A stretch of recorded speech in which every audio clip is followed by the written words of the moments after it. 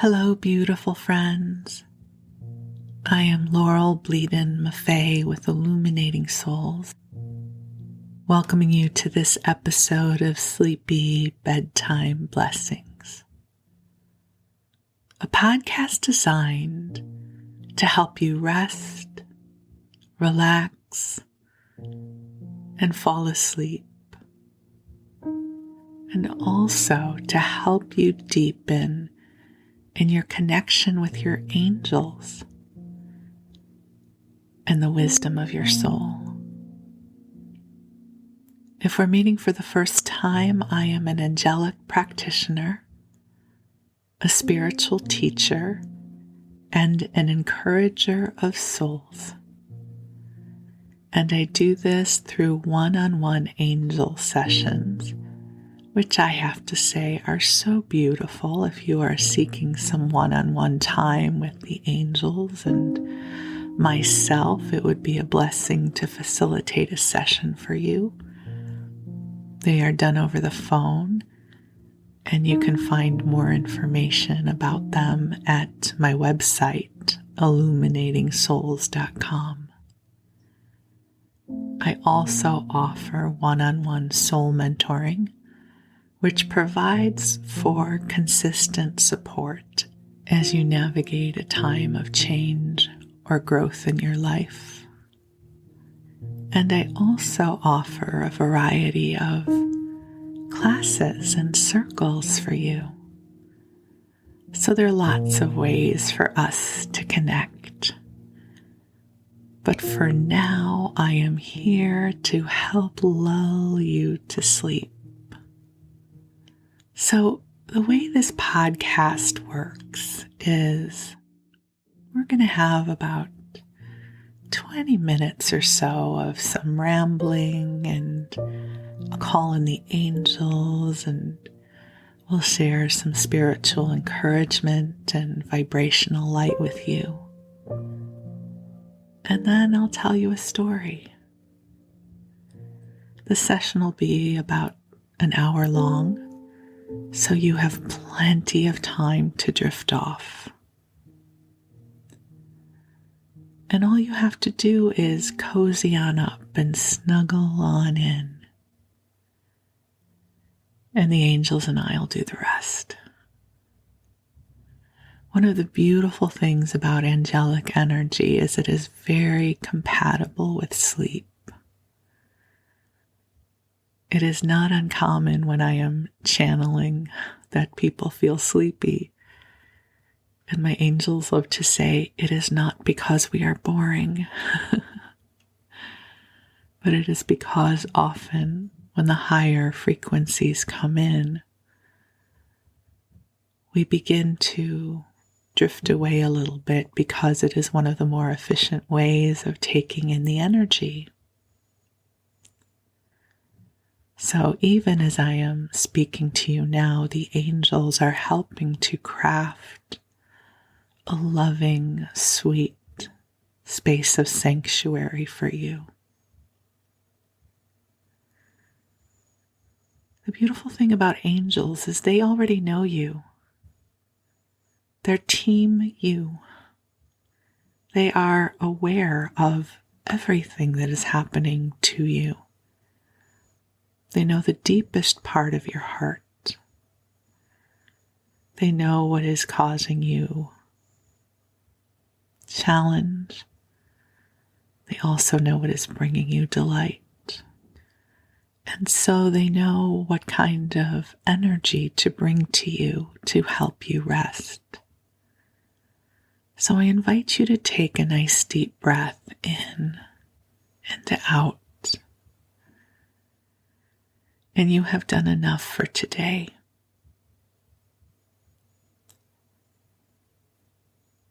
And it is time for you to let the day go as best you can, so that you can come into that beautiful mystery that is our sleep cycle. And just take a breath in and out. And yesterday I had the blessing of connecting with a friend I haven't talked to in a while. And she shared with me that she has been listening to the podcast. And so I want to say thank you. And thank you to all of you who are listening. At this point in the life phase of this podcast, we still have an intimate audience, which in some ways is very sweet.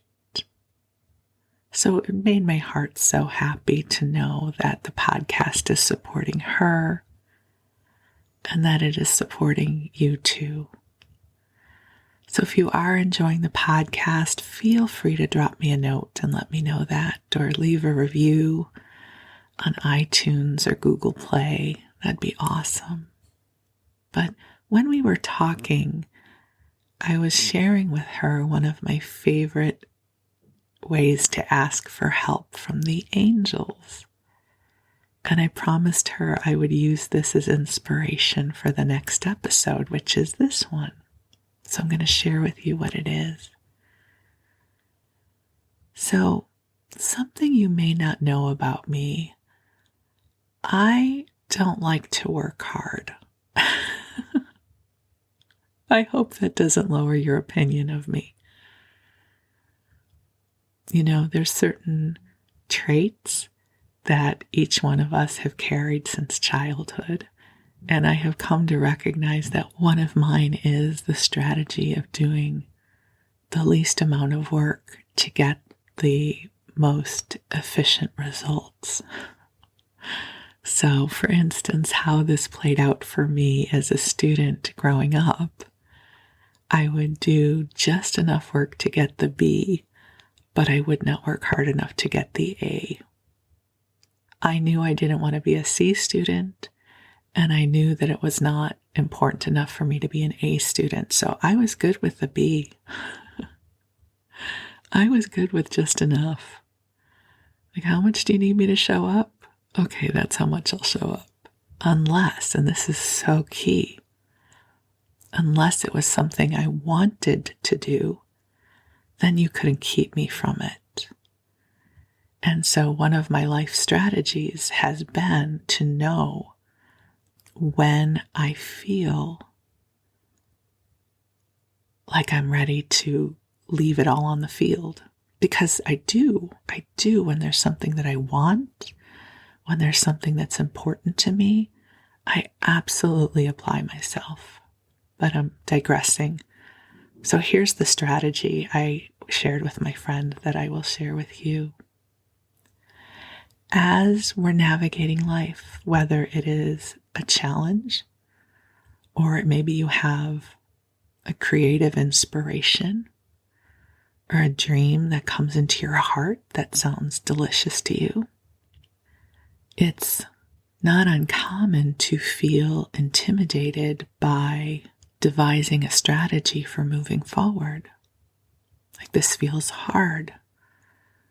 What am I going to do? How am I going to do it? And this is my pearl of wisdom to you in response.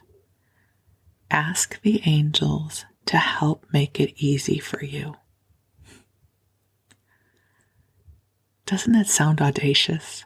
Like, okay, angels, if you want me, and then fill in the blank. If you want me to write my book, if you want me to drive across the country, if you want me to go back to grad school, please help make it easy. And I use this strategy all the time. Actually, this strategy is why you're listening to this podcast right now.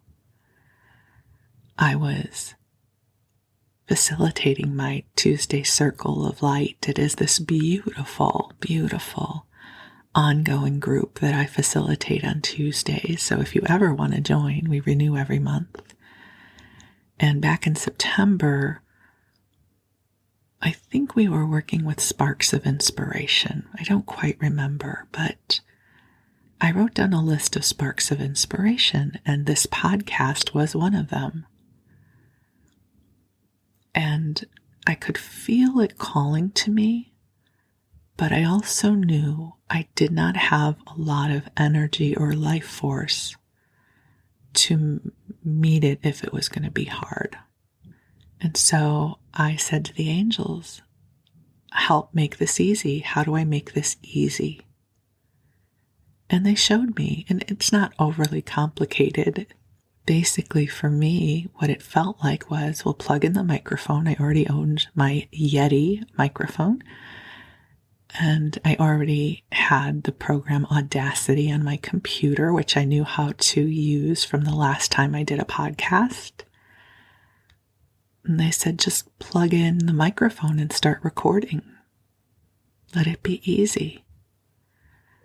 And I created my artwork for it. Again, make it easy. I found an image I liked and just made up my own artwork. I could have hired someone to do a logo, and maybe I will at some point. And then all I had to do was choose a host and publish it.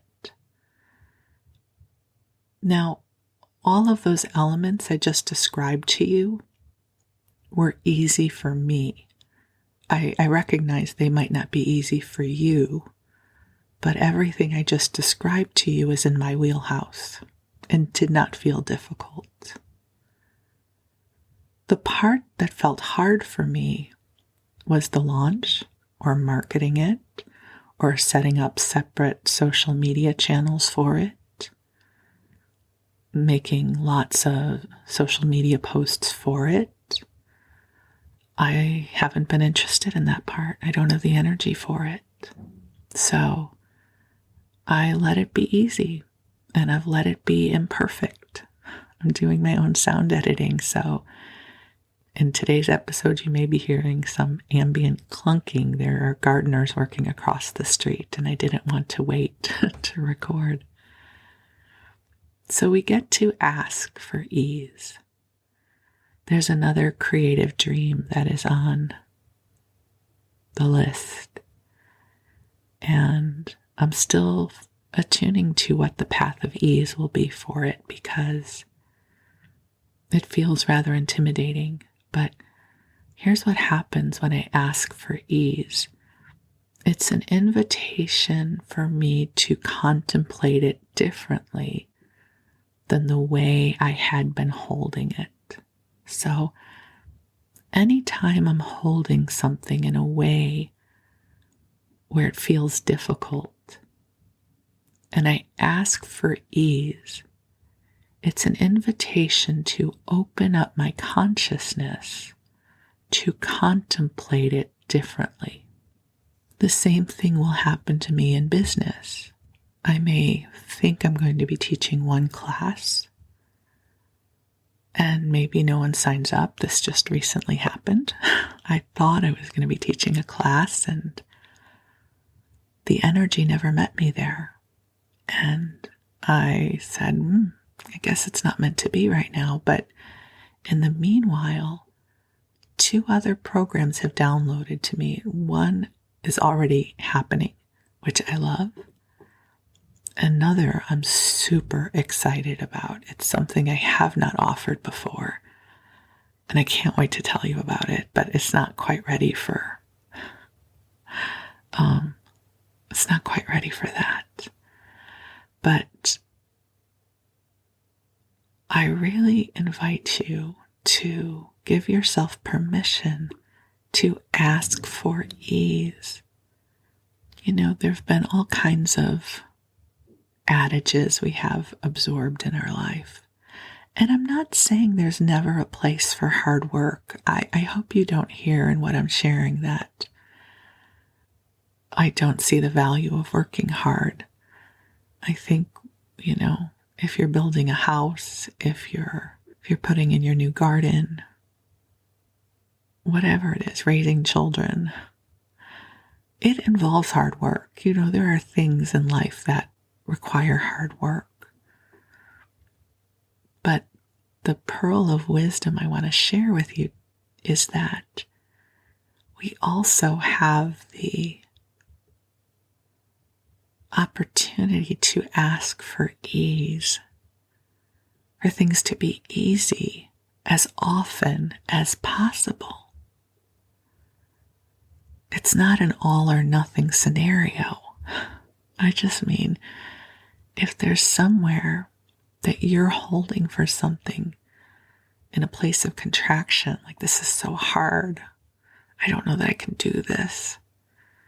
If you're efforting, if you're in a pattern of resistance, ask the angels to help clear the way and make it easy for you, or make it easier for you. You know, sometimes just a few degrees of a shift make all the difference in the world. So take a breath in and let it out. And as I call in the angels, I invite you to expand your relationship with ease. Listen, not everyone has a good relationship with ease. It's weird, like things can get energetically, vibrationally twisted up somehow in our patterns of consciousness. So we're going to bring some healing in so that it is easier for you to open to receive ease. So let me call the angels in. They're already here. So beautiful angels on high, we invite you to join us here. Angels, I ask that you infuse this broadcast with beautiful, soft, loving frequencies of light that make it graceful for each one of the beloveds who is listening now to flow into a restful, replenishing state of sleep. Angels, I ask that you clear and balance our energy fields so that it makes it easier to receive the divine love and the divine support that is here for us. And angels, if there is anywhere within our consciousness of our belief systems or ways of traveling through life where perhaps we have overcomplicated something or perceived that it is more difficult than it need to be, that you help to bring in waves of grace and ease and help us to come in alignment so that it is easier for us to receive. Angels, I ask that you bring forward waves of healing and compassion and understanding so that each of the beloveds listening to this message will feel the grace of your love.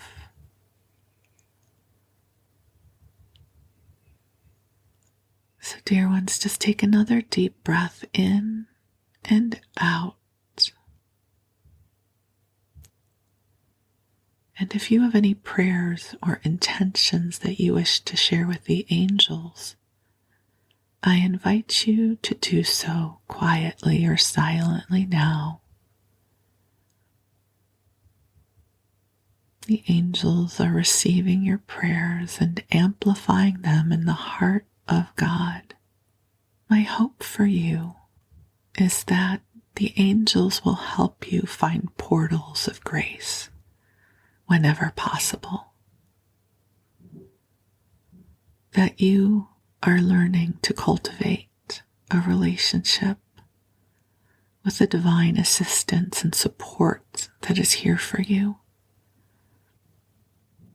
And I also want you to know that you can never overtax the angelic support system, that even when significant events are happening in the world or around you, that you can still ask for support from the angels. It's not going to take them away from something more important.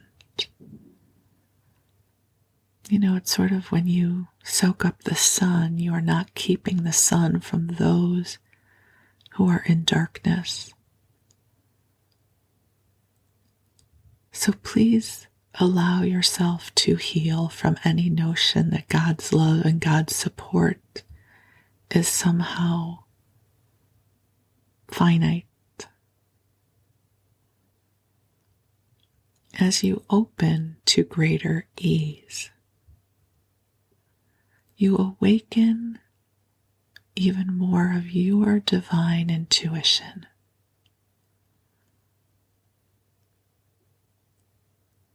So that your higher self, or your soul self, the angels and God,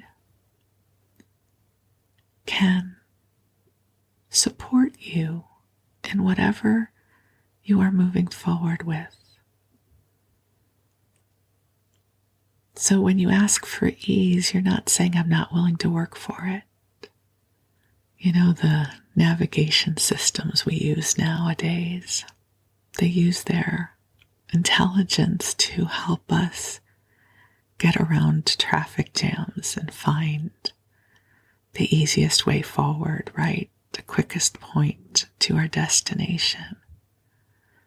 And if that works with our phones, of course it can work with God, right? We're calling on your soul's GPS. Help make this path beautiful. Help bring as much ease as is available to me as I take this journey. Help me find my way through grace. Of course it is available to you. It may not always look like what you think it'll look like. It may not show up the way you want it to. And absolutely there are transits of life that are very difficult. But even in the darkness, there is kindness. And there is love. So take a breath in and let it go. So, where would you like to experience greater ease right now? And just put it into the light. You don't have to know how it'll show up. You don't need to know how to achieve greater ease. Just take a breath and bring a few areas of life into your heart.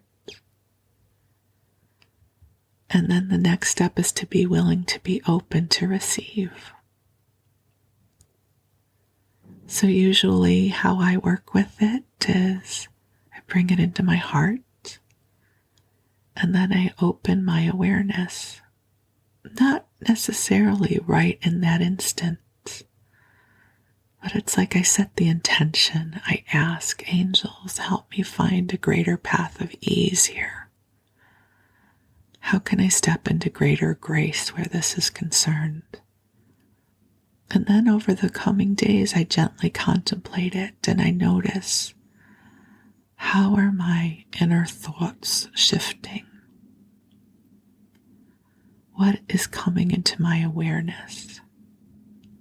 Sometimes it's obvious and sometimes it is subtle, but never have I been left alone. It comes in its own time and space. It's like planting seeds.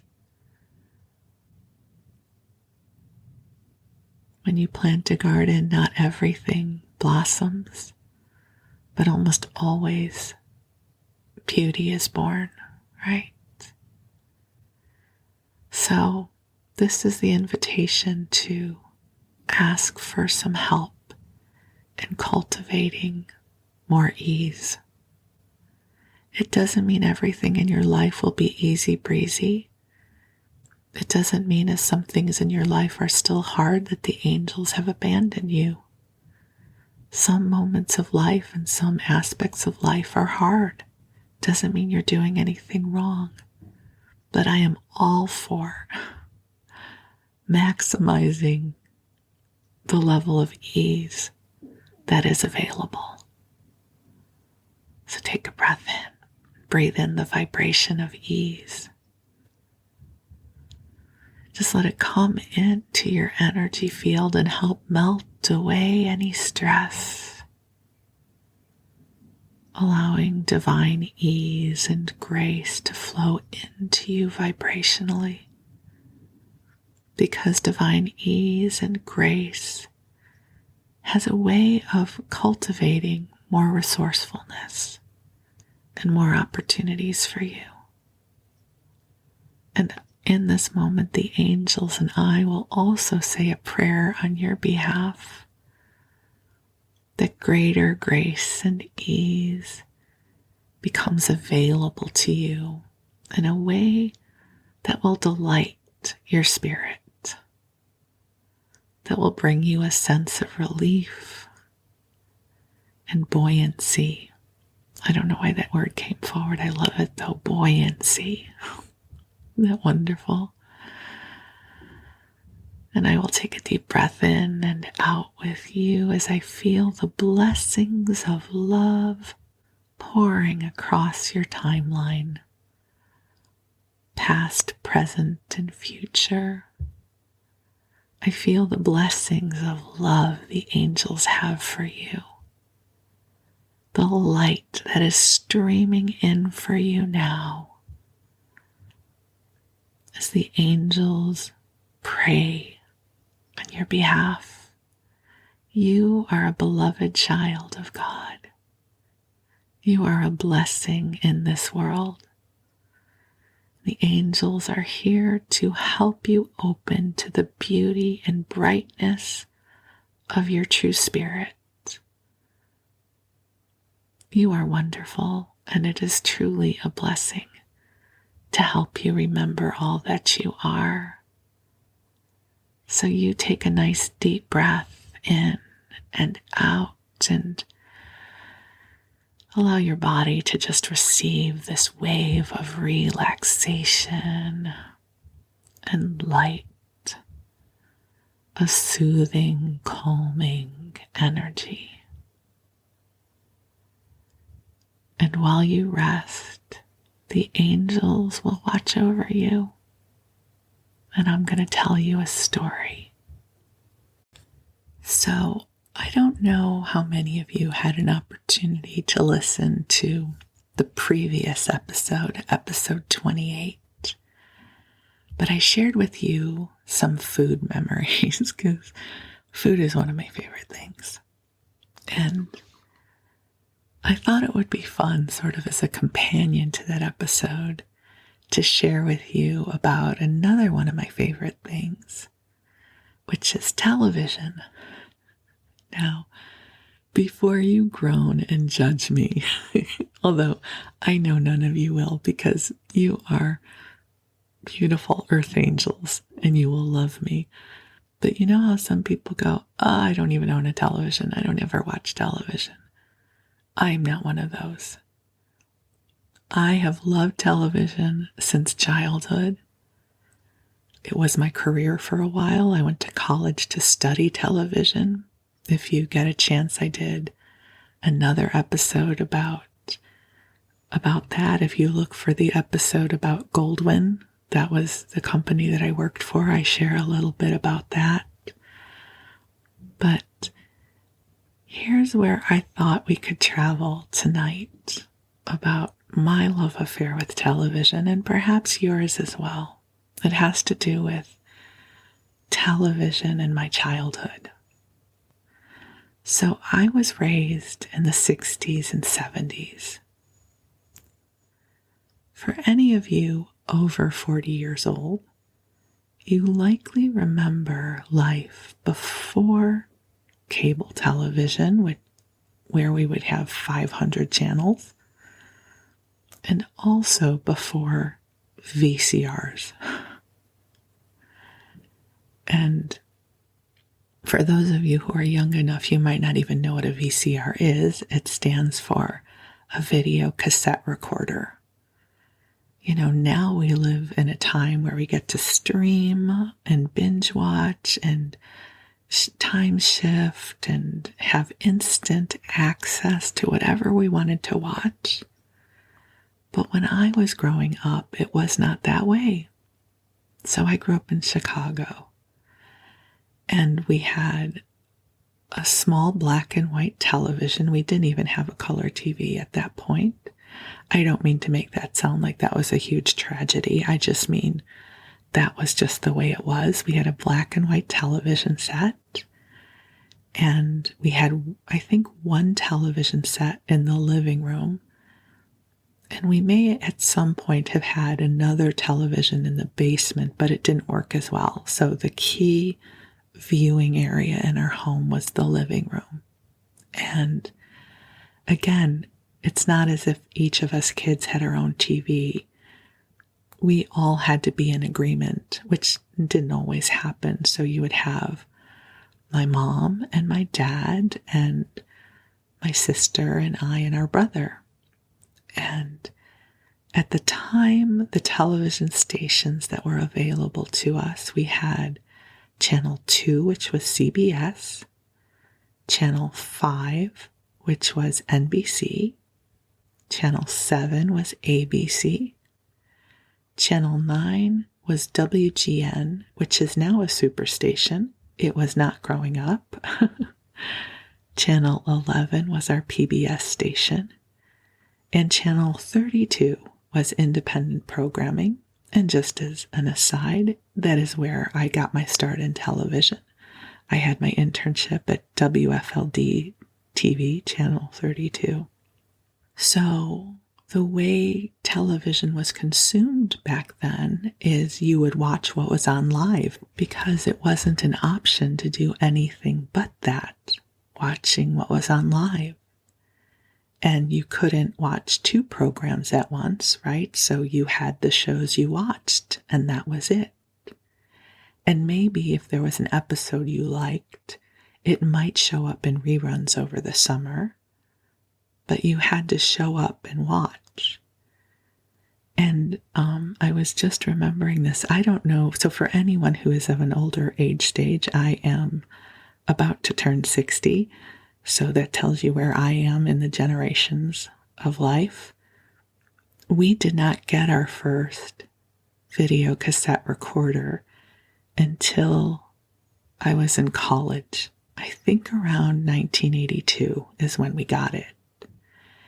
And I had a love affair with soap operas. See, just like you, I'm an earthly person. There are things about the very earthy existence that I love. And I used to love soap operas. I was an ABC soap opera girl, so I watched Ryan's Hope, All My Children, One Life to Live, and General Hospital. And I lived for General Hospital because this was right when Luke and Laura had gotten together and they were on the run to Beecher's Corners looking for the left-handed boy so Frank Smith could be stopped. And through, sorry, I'm laughing at myself. Through my first 2 years of college, I would not take a class at 2:00 because I needed to watch General Hospital. So a core foundation of my college experience blocked out any opportunities that existed at 2:00 because I was not going to miss GH. You know, I had my priorities straight.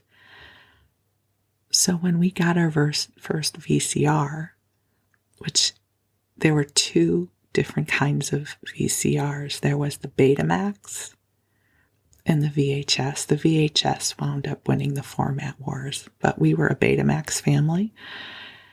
But I could now record General Hospital.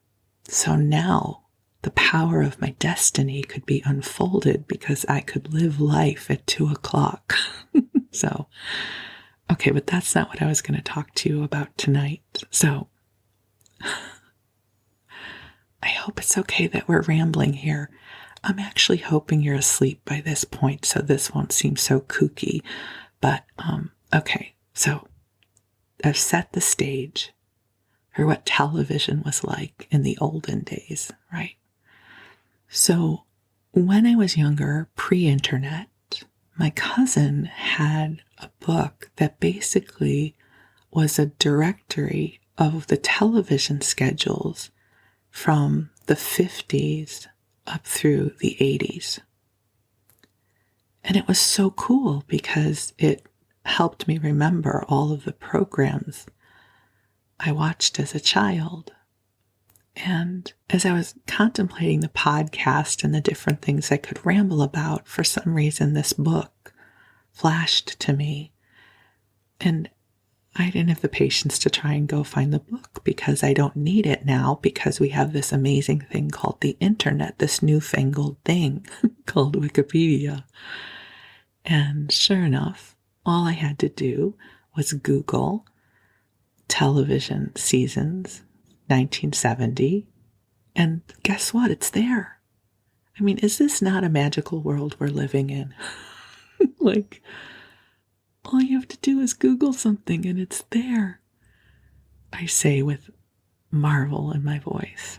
So I want to share with you, and this is going to be US centric, so if you live outside of the US, this may not have much meaning to you, but I'll at least try to make it amusing. The 1970-71 television schedule for the US was pure gold if you grew up in my generation.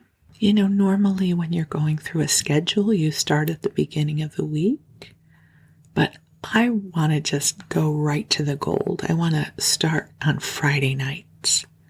I don't know if any of you remember the magic of Friday night television in the 1970 and 71, but I'm going to help you remember. We were an ABC family on Friday nights because the first show on ABC of prime time, which was 7 o'clock in Chicago, but 8 o'clock on the East and West coasts, was the Brady Bunch. Now, I know at this point, everyone knows what the Brady Bunch is, but this is early vintage Brady Bunch. Just as an aside, I am the same age as Cindy Brady. So, whenever you watch the Brady Bunch, whatever age Cindy was at the time, that's how old I was at the time. And we all loved the Brady Bunch. What was not to love, right? So we start off with the Brady Bunch. I'm not going to sing the theme song to you. You already know what it is and you're trying to sleep, so I'm not going to give you a theme song to run through your head. But now that we're all doing Zoom meetings, whoever would have thought that we would be living the Zoom version of Brady Bunch for the rest of our lives? God has a sense of humor. The Brady Bunch was followed by the Partridge Family. Now, I don't know that the Partridge Family had much of a reach beyond the US, but let me describe it to you. You had this family, the Partridges, and their father had passed away, so you had the mom, who was played by Shirley Jones. Amazing. And David Cassidy, right, one of the major heartthrobs of the 70s, played her oldest son. And then you had Lori Partridge, the oldest daughter. And I really should remember everybody else. Was there once the youngest brother, Brian? I don't remember. Oh, Tracy Partridge. Tracy was the youngest girl. And they had a band.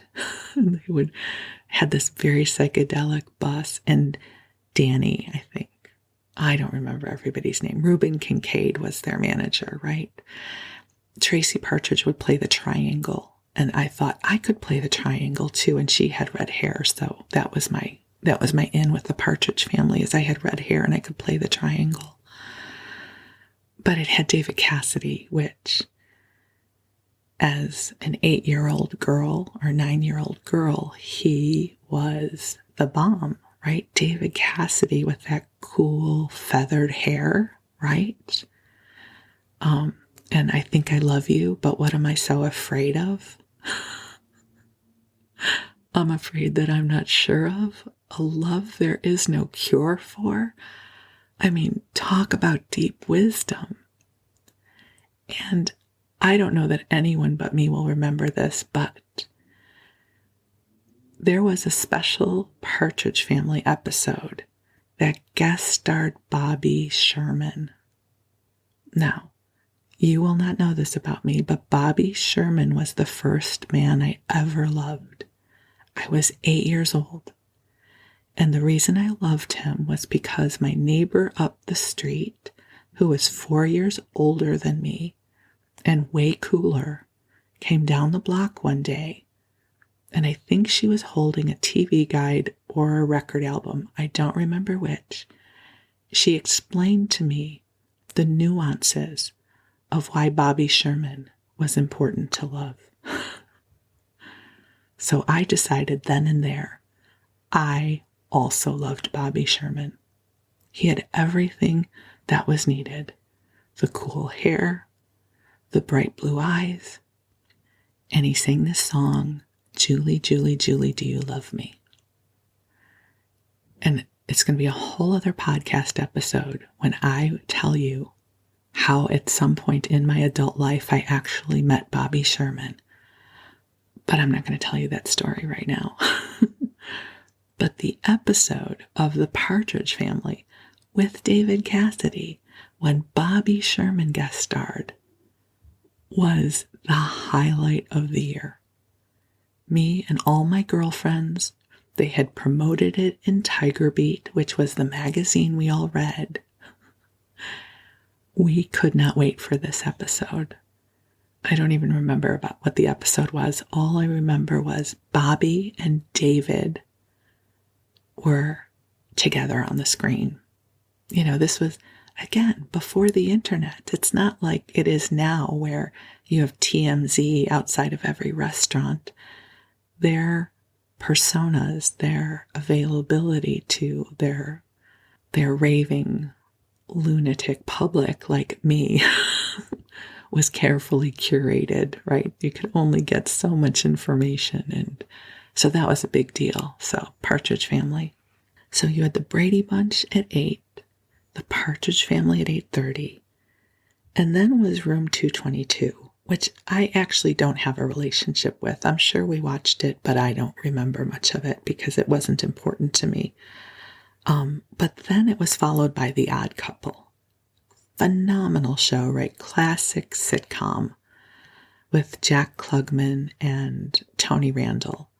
And now we're into a show that my parents can enjoy. I'm sure my parents did not enjoy Brady Bunch and Partridge Family. They let us watch it to appease the kids, and in all likelihood, my parents were reading a newspaper or something or having a conversation in the kitchen because we were otherwise occupied. But now we get into The Odd Couple, which they liked. But now we move into, at the 10 o'clock hour, we have something that is so 70s.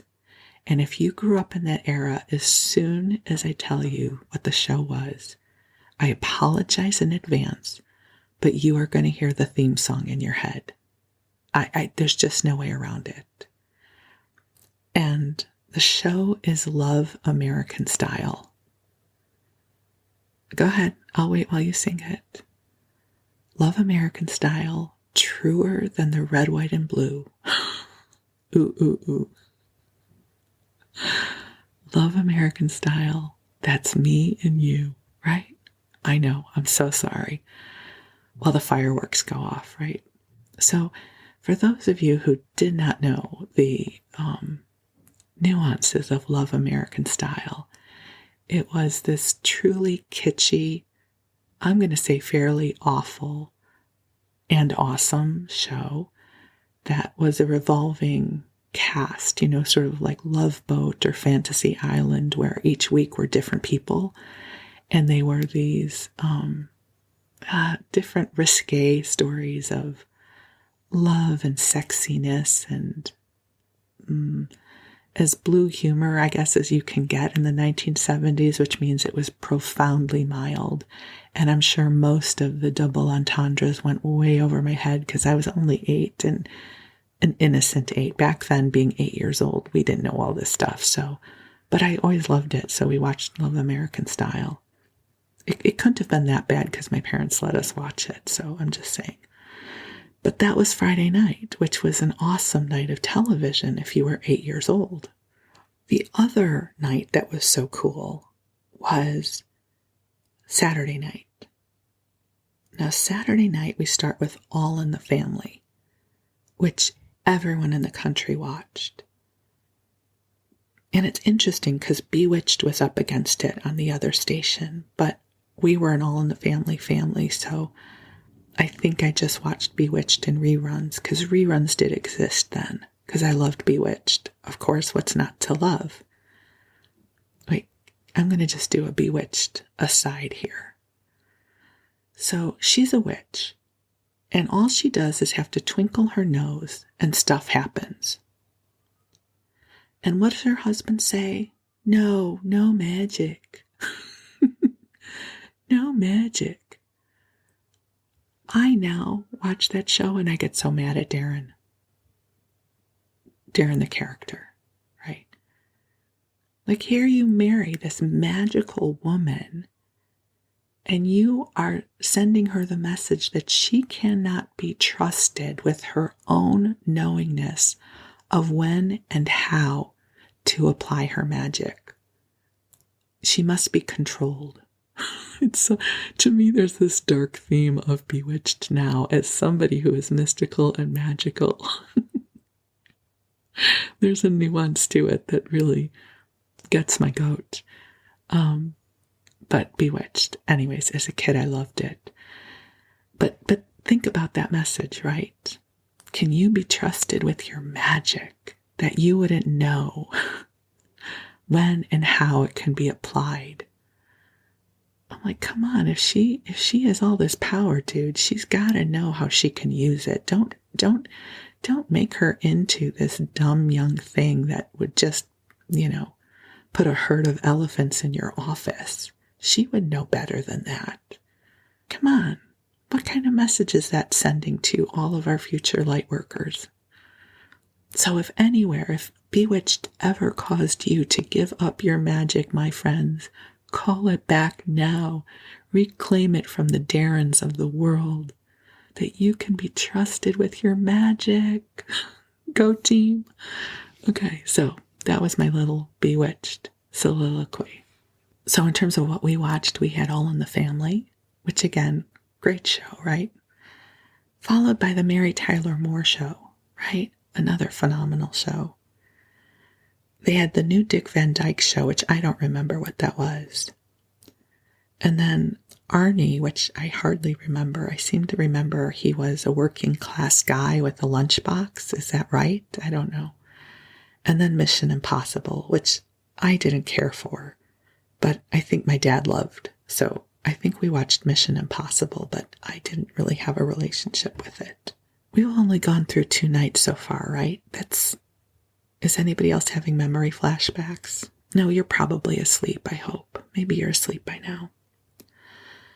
So Sunday night, there would be The Wonderful World of Disney, which we always watched. The Jimmy Stewart Show, which I don't remember.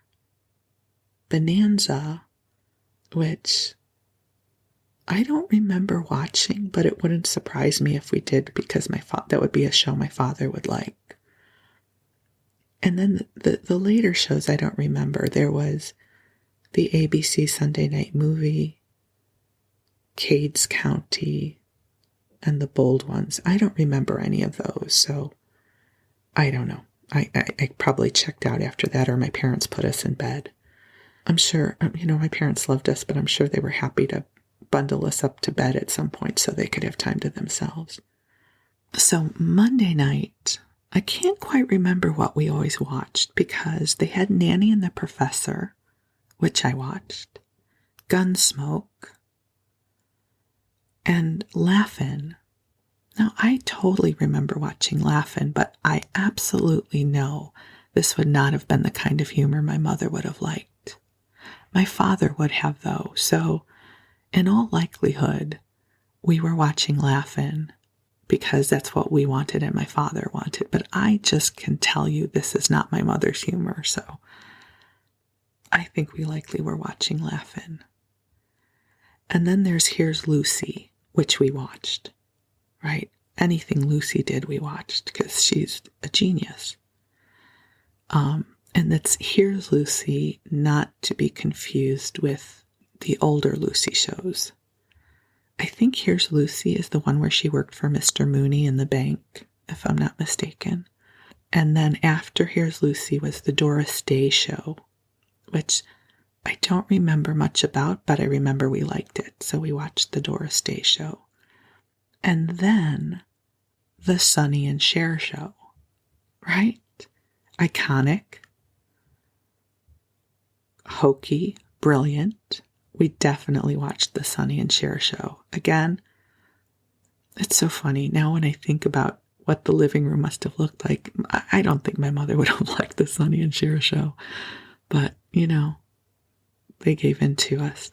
And I really wonder now how much we were allowed to watch, because that would have been on at 9 o'clock in Chicago time. And I don't know at 8 years old that they let us stay up till 10 o'clock. So maybe we got to watch the opening number and then had to go to bed or something. Tuesdays, I don't really have a relationship with anything on the schedule. So there was the Mod Squad, which, again, iconic, but I don't remember watching it. The Glenn Campbell Good Time Hour, which I have some kind of memory of. Ironside, again, don't really remember that. And Ponderosa, which I don't remember us watching. So I don't know what we were doing on Tuesday nights. The other things that were on Tuesday night were Hawaii Five-0, which I think we may have watched, but I didn't like. Also Cannon was on, if you guys remember Cannon. And then Marcus Welby. So again, I don't necessarily have an emotional tie to any shows on Tuesday. Wednesday, well, the Carol Burnett show is on Wednesday, right? Oh my God, that was brilliant. We loved watching that in our family. We all would watch it together and we would laugh, and so many warm memories of watching Carol Burnett. So that was on Wednesdays. And then we watched Medical Center, which I don't remember much about. I just remember liking it. Wasn't that the one where Chad Everett was the doctor? He was very handsome, which I think is why we watched it. If my mother thought somebody was very handsome, we watched. My father probably liked, Goldie Hawn and the other Go-Go Girls on Laugh-In, and my mother liked it. There was a nice, handsome man. And we, of course, then liked the David Cassidys of the world, so everybody got something. But, so Carol Burnett show on Wednesday, followed by Medical Center. And then it was followed by Mannix, which I remember we watched as well. We watched Mannix at our house. What was interesting is opposite of the Carol Burnett show, on ABC, they had Bewitched and The Courtship of Eddie's Father, which I'm not sure we watched when they were in first run. I think we probably watched those in syndication, because I absolutely remember watching both of those shows, but there's no way we would have watched those instead of Carol Burnett in our house. So we were definitely a Carol Burnett family. And then Thursdays, there's nothing on Thursdays that stands out to me. Alias Smith and Jones, which I don't remember watching. CBS has a whole bunch of shows I don't remember. I'll share with you what the names are if you guys remember them. Bearcats, I don't know what that is. Me and the Chimp, which sounds phenomenal. I'm sure it's a classic. I just never watched it. My World and Welcome to It. And then My Three Sons, which of course I know. Again, I think we watched a lot of that in syndication. The Flip Wilson show, I think we must have watched, because I have visions of it in my head, but I don't remember that it was a must-watch. But we watched it. And then they're also saying the Dean Martin show, which sounds like something we would have watched, but I don't think we were into that. And then there was CBS Thursday Night Movie, also Owen Marshall, Counselor at Law, which I don't recall. So I don't know why this just brought back so many wonderful memories for me, thinking about what it was like watching television as a family back then. We all had to agree on the show. Now we have, how many shows? We can watch a gajillion shows, right? In our home, we typically subscribe to Netflix and Hulu and Amazon Prime, and then through my cable, I have the HBO Max and Peacock, and it's an absurd amount of content. And my husband and I will look at each other like, what do you want to watch? I don't know. I don't think there's anything on. How often do we do that now? Isn't that just absurd when you think about, you basically had 3 to 4 options back then, and you found something. And you watched it together. There was no pausing for the commercials or fast forwarding through them, right? Everybody had to use the bathroom at the same time. Did you ever hear the story, the anecdote that the I Love Lucy episode where little Ricky is born? Everybody was watching. And there was a commercial break at some point in that episode. And it's like everybody in the country went to the bathroom at the same time and flushed their toilets. And it created a problem with water pressure in several metropolitan areas.